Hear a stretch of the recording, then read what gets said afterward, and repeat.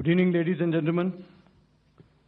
In the aftermath of the cowardly attacks on innocent tourists at Pahalgam in Jammu and Kashmir by Pakistani-sponsored terrorists on 22nd April, the Indian Navy's carrier battle group, surface forces, submarines and aviation assets were immediately deployed at sea with full combat readiness in concert with the joint operation plan of the Indian Defence Forces.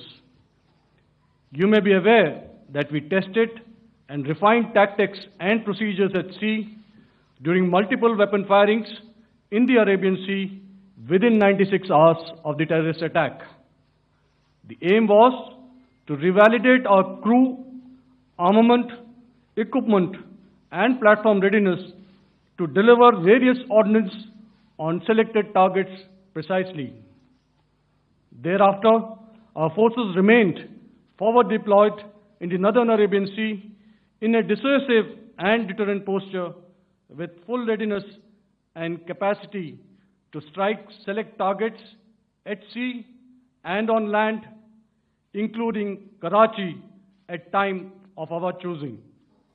The forward deployment of the Indian Navy compelled Pakistani naval and air units to be in a defensive posture, mostly inside harbors or very close to the coast, which we monitored continuously.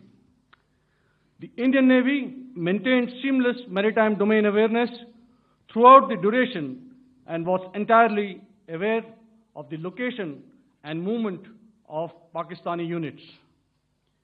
In effect, we had and continue to have good battle space transparency using our maritime domain awareness grid. As you are aware, our response has been measured, proportionate, non-escalatory, and responsible from day one. Accordingly, the calibrated approach considered all options, including the ability of the Indian Navy for offensive action from and at sea.